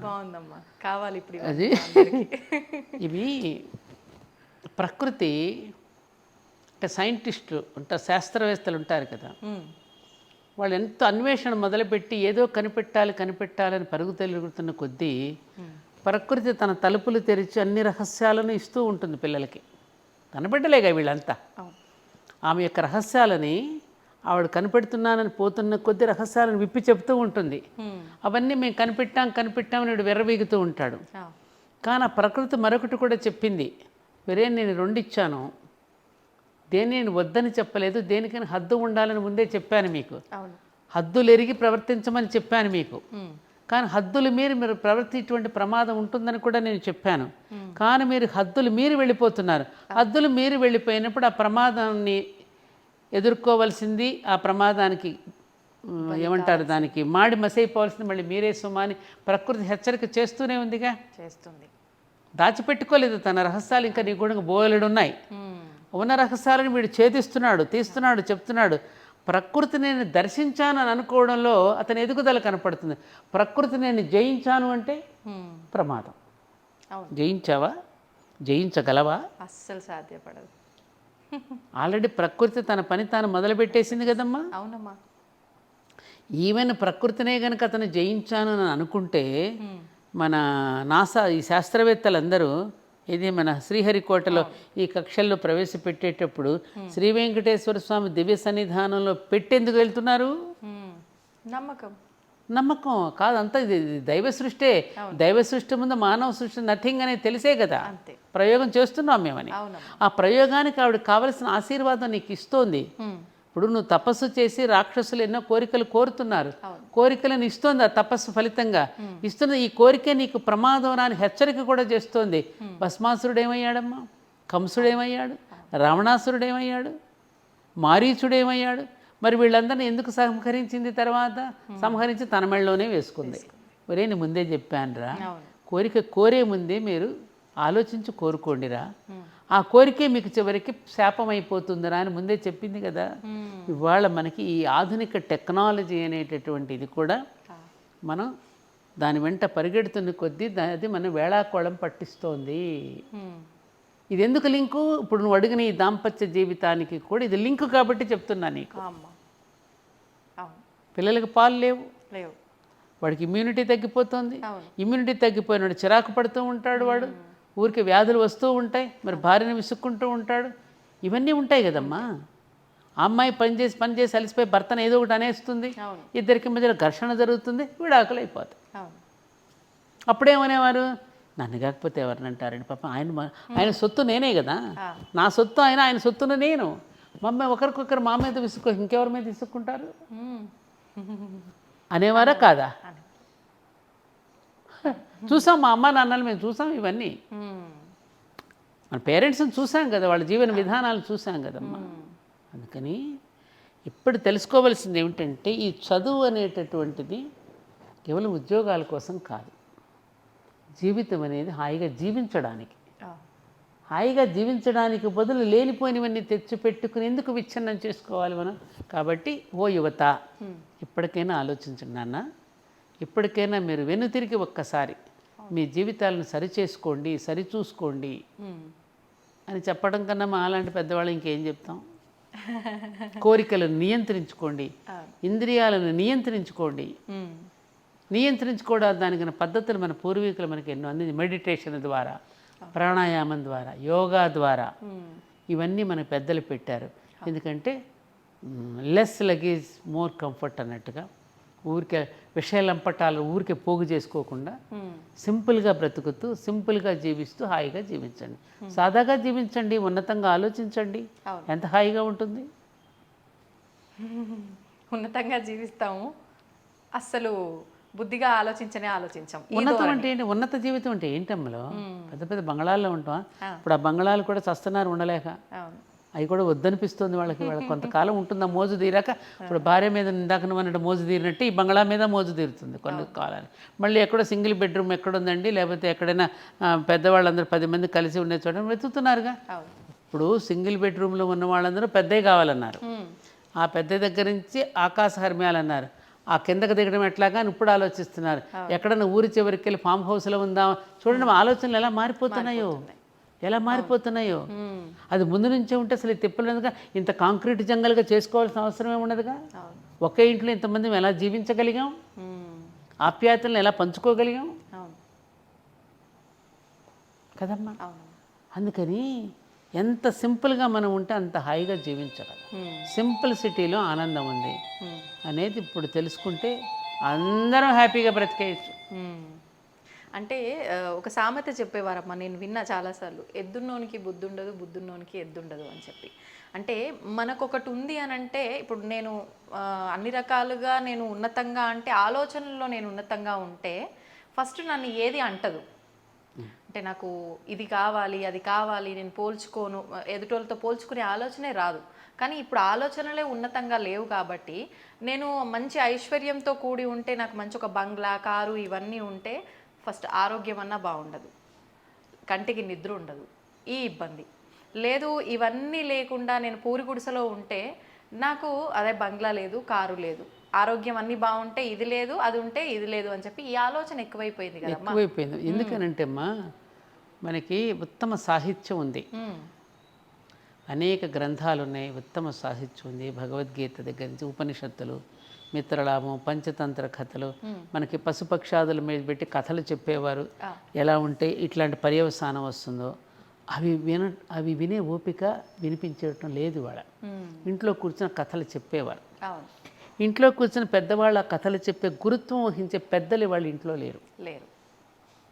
కదా, ఎవరు లేరు కదా ఎదుగుతూ ఉన్న పిల్లలకి ఎదుగుతూ ఉన్న క్రమంలో వాళ్ళకి చెప్పడానికి. అవునమ్మా. ఆఖరికి మేమే చెప్తూ ఉంటాం, స్నానం చేసేటప్పుడు ఇక్కడి నుంచి నేను కూడా అరుస్తూ ఉంటాను, అరే శుభ్రంగా స్నానం చేయండి, పళ్ళు తోముకోండి, వీపు తోముకోండి, అక్కడ తోముకోండి, ఇక్కడ తోముకోండి అని మేము అన్నీ చెప్తూ ఉంటే వాళ్ళకి చాదస్తంగా కనిపిస్తున్నది. పిల్లల బట్టలు ఇలా వేసుకోవాలన్నా, పెద్దవాళ్ళ ముందు కూర్చున్నప్పుడు ఇలా కూర్చోవాలని చెప్తే ఇప్పుడు పిల్లలు వినిపించుకునే స్థితిలో లేరు. బుల్షిట్ ఇవన్నీ ఇట్లాంటి కబుర్లు మాకు చెప్పకండి, మీ కాలం వేరు మా కాలం వేరు అని మన పిల్లలే అంటున్నారు. అవునమ్మా. కదా కాదు. సో అది అంటే దాని పర్యవసానం వాళ్ళకి తర్వాత తెలిస్తే కానీ బుద్ధి రాదు. ఏదంటారే ముట్టుకున్నాక కానీ నీకు తెలియదురా అంటాను చూడమ్మా. సో అట్లాంటి పరిస్థితుల్లో ఉంటే మనకేంటంటే ముఖ్యంగా మన సాహిత్యంలో ఒక రియలైజేషన్ ఉంటుంది కదా, రిలాక్సేషన్ ఉంటుంది. అవి చదువుతున్న కొద్దీ, పెద్దలు చెప్పిన వాక్యాలు తెలుసుకుంటున్న కొద్దీ మన కన్ను విచ్చుకుంటుంది, మనసు విచ్చుకుంటుంది. ఏ కన్ను? అంతఃచక్షువు, ఈ బాహ్య చక్షువులు కాదు. అది విచ్చుకున్న కొద్ది జీవితం అంటే ఏమిటో, జీవితం యొక్క విలువలు ఏంటో మనకు అర్థమవుతాయి కదా. అప్పుడు అందుకని పిల్లలకి చిన్నప్పటి నుంచి సాహిత్యాన్ని అలవాటు చేయండి మీరు. ఆ సాహిత్యం ఒకటి చిన్నప్పటి నుంచి అలవాటు చేసేవారు కదమ్మా. ఇప్పుడు అది లేదు పిల్లలకి. మంచి పుస్తకాలు చదవడం అనేటటువంటిది, ఆ కథలు చెప్పడం అనేటటువంటిది, ఎప్పటికప్పుడు వాళ్ళని సరిచూడటం అనేటువంటిది, పెద్దలు వాళ్ళని మందలించి చెప్పడం అనేది ప్రతి ఇంట్లో పోయింది. పెద్దలే లేరు అసలు, ఇళ్ళలో పెద్దలు వద్దనుకుంటున్నారు. ఇప్పుడున్నటువంటి తరం స్వేచ్ఛగా ఎక్కడో జీవించాలనుకుంటున్నారు తప్ప పెద్దలు ఇంట్లో ఉంటే మన పిల్లలకు ఉపయోగం అనేటటువంటిది పోయింది. కాబట్టి అనుభవించాలి, తప్పదు. రెండవది ఆటపాటలు. వాళ్ళకి ఆడుకోవడానికి గ్రౌండ్ ఏది లేదు. మన ఆటపాటలలో కూడా ఒక తాత్వికత ఉండేది. మన గోళీలు ఆడుతూ ఉంటే ఒక ఏకాగ్రత. ఏదైనా చూడండి, మన ప్రతి గేమ్, మన వైకుంఠపాళి తీసుకోండి మీరు, పరమపద సోపానం. ఎదుగుతూ ఉన్న కొద్ది అహంకారం వస్తే, అలానా నీలో కనుక ఎర్షడ్ వర్గాలు ప్రవేశిస్తే నువ్వు ఎట్లా పతనమైపోతామని జర్రుని కిందకు వచ్చేస్తాం. ఎంత నేర్పారమ్మా వాళ్ళు. ఇంట్లో స్త్రీలు ఖాళీగా కూర్చుని మధ్యాహ్నప్పుడు వచ్చి కథలు చెప్పించేవారు. బాలనాగమ్మ కథని, సీతమ్మ వారి కథని, అలా గాథలు చెప్పించేవారు వాళ్ళు. అలా వాళ్ళు ఓహో వాళ్ళు ఎంత కష్టాలు పడితే మరి మనం ఎంత అని వాళ్ళ కష్టాల ముందు మన కష్టం చిన్నగా తోసేది. నిజానికి పాండవులు పడ్డ కష్టాల కన్నా పడ్డామా? రాముడు పడిన కష్టం కంటే పడ్డామా? అంతకంటే మీరు అసలు శ్రీకృష్ణుడు పడిన కష్టాలు తలుచుకుంటే మీరు ఇంకా ఆశ్చర్యపోతారు. నిజానికి పోల్చుకుంటే వాళ్ళకన్నా సుఖంగా లేమమ్మా మనం. ఎంత కష్టపడి చేశారమ్మా వాళ్ళు. ఇవన్నీ చెప్పడం వలన ఓహో వాళ్ళు అంత కష్టపడితే వాళ్ళ కష్టం ముందు మనం చాలా చిన్నది కదా అని సర్దుకునేవాళ్ళం కాదంటావా? అవునమ్మా, అవును. కాదా? మీరు చెప్పిన దాన్ని బట్టి నాకు ఒకటి అనిపించిందమ్మా, పోల్చుకోవటం తప్పు కాదు. అంటే ఏ రకమైన దానితో పోల్చుకుంటున్నాము అది ఆల్చుకోవాలి. మంచిని కాంపిటీషన్గా తీసుకో. అంతకంటే నేను ఎదగాలి, దీనికంటే నేను ఎదగాలి ఊర్ధ్వముఖంగా నువ్వు ఆలోచించు. నీ ఆలోచనలు ఎప్పుడు ఊర్ధ్వముఖంగా ఉండాలి, అధోగతిలో ఉండకూడదు. అధోలోకంలో ఉంటున్నావా, నువ్వు ఊర్ధ్వలోకంలో ఉంటున్నావా? ఆ ఊర్ధ్వలోకంలోకి నువ్వు విహరించడానికే నీకు ధ్వజస్తంభం ఉంది అక్కడ. ఆ ధ్వజస్తంభాన్ని చూస్తూ ఉంటే అక్కడెక్కడ మన మూలాధార చక్రం నుంచి సహస్రారం వరకు ఉంటుంది, అక్కడ కనిపిస్తుంది. నువ్వు ఊర్ధ్వాన్ని అట్లా ఆది దంపతుల స్థాయికి నువ్వు ఆలోచనని పెంచడానికి ఎన్ని పెట్టారమ్మా మనకి. సంతోషం ఏంటంటే ఈ మధ్యకాలంలో నేను చూస్తున్నాను, ప్రపంచవ్యాప్తంగా మన భారతీయమైనదే కాదు, ప్రపంచవ్యాప్తంగా ఈ సనాతనమైనటువంటి ధర్మం ఏదైతే ఉందో, ఎటర్నల్ ధర్మ, ఆ ధర్మాల మన ఋషులు ఏవైతే చెప్పారో ఆ ఋషులు చెప్పిన వాటిని ఇప్పుడు ప్రయోగాత్మకంగా చూసి ఆశ్చర్యపోయి మన ఓంకారం మనం పలుకుతూ ఉన్నప్పుడు వచ్చే మన ప్రకంపనల మీద రీసెర్చ్ చేసి హ్యాట్స్ ఆఫ్ అన్నారు. మన గుడి చుట్టూ మనం చేసే ప్రదక్షిణలు చేస్తున్నప్పుడు మన బ్రెయిన్లో ఎటువంటి ప్రకంపనలు వస్తున్నాయో, ఏ విధంగా మనం కనెక్ట్ అవుతున్నామో, మనం తీర్థం తీసుకునే దగ్గర నుంచి, గుడిలో ప్రసాదం తీసుకునే దగ్గర నుంచి అన్నింటి వెనుక ఉన్న శాస్త్రీయత నా కోణాల్లో చెప్తూ ఉంటే, విదేశీయులు చెప్తుంటే అవునా తెల్లబోతున్నామే మనం. అది ఎప్పుడు పెట్టారు, ఎందుకు పెట్టారు, ఎంత అద్భుతాలు చేశారు. ఇది వాళ్ళ ప్రపంచవ్యాప్తంగా ఒక చర్చ జరుగుతోంది. మళ్ళీ వాళ్ళు ఎక్కడా కూడా భక్తుల యొక్క సందోహం పెరిగిపోతుంది, కానీ అది ఎటువైపుకి దారి తీస్తుంది అనేది ఒక భయంకరంగా కూడా ఉంది. ఒక రకంగా చెప్పాలంటే చాలా భయంకరంగా ఉంది. అది పెరుగుతోంది కానీ అది అంటే తెలుసుకోవడం కోసం కాదమ్మా, కోరికల కోసం వెళ్తుంది. ఒక హిస్టీరియా లాగా మారింది అది, ఒక హిస్టీరియా. అంతే అమ్మా. ఇది కూడా ప్రమాదం. అవును, ఇది కూడా ప్రమాదం. ఇవేమీ లేనప్పుడు నువ్వు ఊహించుకో, ఈ సోషల్ మీడియా లేదు, ఈ టెలివిజన్స్ లేవు, ఈ రేడియోలు లేవు, ఎవరు ఏమీ ప్రసారం చేయకుండానే ఇంటింట ధర్మం ఎలా ప్రసారం అయ్యింది? అవును. ప్రచారం చేశారు ఆ రోజుల్లో, లేదు. ప్రసారం అయ్యింది. ఒక సంక్రాంతి పండుగ రోజున ఒక హరిదాసు ఒక కీర్తన పాడి అవును. నిన్ను ఆధ్యాత్మికత వైపు నడిపించి ఇంటింటికి ఒక గురువుని ఏర్పాటు చేశారు వాళ్ళు. ఒక బుడబుక్కల వాడు వస్తాడు, అవును. వాడొచ్చి ఒక తత్వాన్ని పాడి వెళ్ళేవాడు, వినోదం కలిగించేవాడు. ఒక పిట్టల ధర వచ్చేవాడు, ఒక వినోదాన్ని పండించి వెళ్ళాడు. మరి అప్పుడు ప్రతి ఇల్లు కూడా ఒక గృహస్థాశ్రమంగా ఒక యజ్ఞార్థంగా జీవితాన్ని మలుచుకుని మన పెద్దలు జీవించలేదా? ఇవాళ ఏదో పెద్ద మనం చెప్పేస్తున్నామని బయలుదేరుతున్నాం, కానీ ఇవన్నీ లేనప్పుడు ఇంకా హ్యాపీగా బ్రతికారు. ఒకటి విజిత, ఇప్పుడు చెప్పడాలు ఎక్కువైపోయి ఆచరించడం తక్కువైంది. ఇది మాత్రం వాస్తవం. అనుకోవడాలు ఎక్కువైపోయి అనుష్ఠించడం మానేశారు. అవును. అవునా కదా? నిజమమ్మా, నిజం. అంటే ఎవరికి తోచినట్టు వాళ్ళు చెప్తున్నారు, మేము ఎవరిది ఆచరించాలి కదా. ఒక చిన్న విషయం అమ్మా, మీరిప్పుడు కృష్ణుడిని ఆరాధిస్తే కృష్ణుడే గొప్ప అని కృష్ణుడికి సంబంధించిన విషయాలే చెప్తారు. అందరూ కృష్ణుడిని ఆరాధించండి అంటారు. శివుణ్ణి ఆరాధించిన వాళ్ళు శివుణ్ణే ఆరాధించండి, శివుడే అల్టిమేట్ అంటారు. ఈ కన్ఫ్యూజను చెప్పేవాళ్ళు పలు రకాలుగా చెప్పేసరికి ఆచరించే వాళ్ళకు దగ్గరకు వచ్చేసరికి ఒక క్వశ్చన్ మార్క్. ఎవరిది ఆచరించాలి, ఏది ధర్మం, ఎవరు చెప్తున్నది కరెక్టు, ఈ ప్రశ్న చెప్పడం కరెక్ట్గా చెప్పలేకపోవడమే. కృష్ణుడు వేరు కాదు, అక్కడ శివుడు వేరు కాదు, ఇద్దరు ఒకటే. ఒక్కొక్కడు ఒక్కొక్క పోర్ట్ఫోలియో నిర్వహిస్తున్నప్పుడు దాంతో పిలువబడ్డాడు అంతే. పోషిస్తున్నప్పుడు విష్ణు అన్నావు, లయం చేసుకుంటున్నప్పుడు శివ అన్నావు, సృష్టిస్తున్నప్పుడు బ్రహ్మ అన్నావు. మనకి ఎన్ని లేవమ్మా? అవునమ్మా. ఇప్పుడు నువ్వు ఇంట్లో ఉంటే నీ హస్బెండ్ ఏమని పిలుస్తాడు, నీ అమ్మ ఏమని పిలుస్తుంది, నీ పిల్లలు ఏమని పిలుస్తారు, మన మనవడు ఏమని పిలుస్తాడు. మనకే ఎన్ని పేర్లు ఉన్నాయి, ఆయనకి ఎన్ని పేర్లు ఉండవమ్మా? మనకే ఎన్ని పేర్లు ఉంటాయి. సర్వవ్యాపకుడు కదా, అనేక నామాలతో ఏ పేరుతో పెట్టినా పిలుస్తానన్నాడు కదా. కాబట్టి ఇవన్నీ మానవ సృష్టి. ఋషుల యొక్క వాక్కులను పక్కన పెట్టి ఎప్పుడైతే మనుషులు చెప్పే మాటల వెంట మనం పడుతున్నామో, ఈ భిన్న భిన్న కోణాలు ఎప్పుడైతే చెప్తా ఉన్నారో అక్కడ కన్ఫ్యూజన్ ఏర్పడుతుంది. ఆ మాస్టర్ గారు ఒక మాట అనేవారు, మేధావులేమో కన్ఫ్యూజన్లో పడిపోయారు, ఇడియట్స్ ఏమో దూసుకుపోతున్నారు. మేధావులు కన్ఫ్యూజన్లో పడిపోతే ఇడియట్స్ ఏమో దూసుకుపోతున్నారు. కరెక్టే కదా ఇది. ఈ కన్ఫ్యూజన్ ఎందుకు మనకి? ఏకం సత్ విప్ర బహుదా వదంతి. ఒకే సత్యాన్ని వివిధ రూపాలు ఎవరి శైలిలో వాళ్ళు చెప్పారు. సత్యం ఒక్కటే. అక్కడ ఇన్ని లేవు కదమ్మా, ఇన్ని లేవు. బంగారం ఒక్కటే. ఆభరణాలకు ఎన్ని పేర్లు పెట్టుకున్నాం మనం? మెళ్ళలో పెట్టుకుంటే నెక్లెస్ అంటున్నావు, చెవులకు పెట్టుకుంటే దుద్దులు అంటున్నావు, లోలకలు అంటున్నావు, మళ్ళీ వాటిలో ఎన్ని రకాలు. ఏమ్మా తాటంకాలు అంటున్నావు, ఏమో చేతులకు వేసుకుంటే గాజులు అంటున్నావు, కాళ్ళకు పెట్టుకుంటే కడియాలు అంటున్నావు, ఎన్ని పేర్లు. మెటీరియల్ ఒక్కటే, మెటీరియల్ విధానాన్ని బట్టి పేరు పేరు అంతే. ఇది కూడా అంతే. ఇది ఇక్కడ కన్ఫ్యూజన్ ఏంటంటే మన పూర్వీకులు దాన్ని ఒకే ఒక్క సామెతలోనే మొత్తం ద టోటల్ ఎస్సెన్స్ ఆఫ్ వేదాస్ని ఒక పద్యంలోనే ఒక్క సామెతలో చెప్పేశారు వాళ్ళు. వాల్మీకి మహర్షి చేసిన కృషి, వ్యాస మహర్షి చేసిన కృషి సామాన్యుల మెదడులోకి ప్రతి పూరి గుడిసెలోకి వెళ్ళిపోయింది ఎప్పుడోనే. అనవసరంగా మనం తీసుకుని వచ్చే రకరకాలుగా మనం కన్ఫ్యూజ్ చేస్తున్నాం తప్ప జనాల్ని. వాళ్ళకి అన్నీ తెలుసు.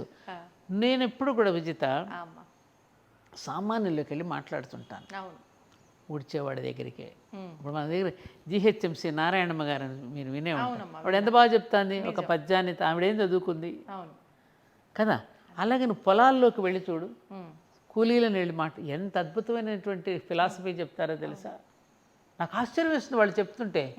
ఎంత నాలెడ్జ్ వీళ్ళ దగ్గర, ఎంత నాలెడ్జ్ ఉందో, ఎంత అద్భుతంగా చెప్తారు వాళ్ళు.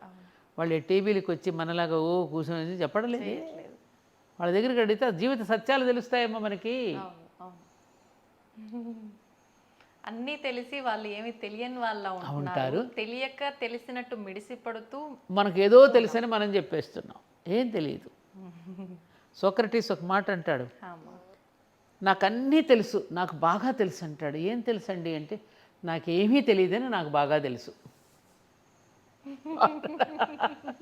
ఈ వాస్తవాన్ని అందరూ గ్రహించాలి. అలాగే ఇదమ్మా ఏదో కొట్టుమెట్టాడుతున్నారు తప్ప. సంతోషం అమ్మా, చాలా సంతోషం విజిత, చాలా సంతోషంగా ఉంది. మంచిదమ్మా.